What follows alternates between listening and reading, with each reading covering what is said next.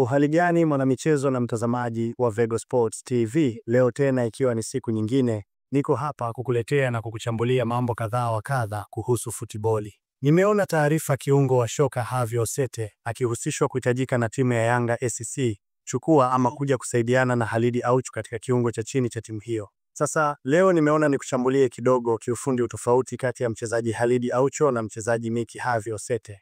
Kabla ya yote naomba usubscribe, kulike, kushare bila kusahau kugusa alama ya kengele ili uwe wa kwanza kupata taarifa zetu pindi tu tunapozitoa. Ambatana nami Vego the Maestro mwanzo hadi mwisho wa uchambuzi huu. Asante. Basi moja kwa moja twende tukautazame ufanano na utofauti wa wachezaji hawa kiuchezaji. Kwanza wote naamini tunamjua vizuri sana Aucho. Kwa maana tangu kaja katika ligi yetu ameonyesha daraja tofauti kabisa katika uchezaji wa kiungo cha chini.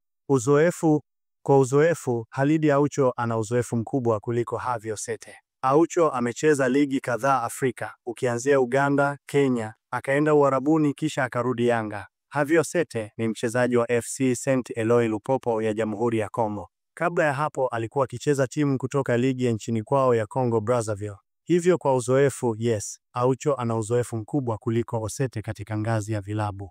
Timu za taifa.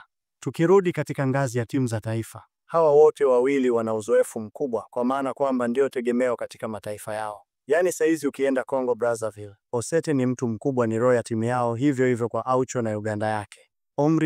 Kwa umri, Aucho ni mkubwa kuliko Osete kwa sababu Aucho ana miaka 31 huku Havio Osete kwa sasa ana miaka 25. Uchezaji na uwezo. Kiuchezaji hawa wote wawili ni viungo wa kati, yani wana uwezo mkubwa wa kucheza namba 6 na namba 8. Kama unakumbuka hata kipindi Aucho anakuja Yanga alikuwa anacheza namba 8 mbele ya Yannick Bangala ambaye alikuwa anacheza namba 6. Hivyo Havio Osete ana uwezo mkubwa wa kucheza namba hizo zote mbili kwa sababu ana uwezo wa kukaba vizuri na kuchezesha timu vizuri. Saa hizi ukienda ligi ya Kongo, Osete anasifika kama kiungo mwenye uwezo wa kucheza nafasi nyingi uwanjani. Pale FC Lupopo kuna viungo mahiri kama Mikamiche na Dramane Kambou, lakini Osete ni panga pangua. Kama alivyo Aucho, Osete ana uwezo wa kupiga pasi fupi na ndefu. Japo Aucho ana uwezo mkubwa wa kusoma mchezo kuliko Osete, lakini nguvu, umbo na vingine wanaendana. Kitu ambacho Osete amemzidi Aucho ni ufungaji wa magoli. Msimu huu katika ligi ya Kongo Osete amefunga magoli 3, pia ni mrefu kuzidi Aucho.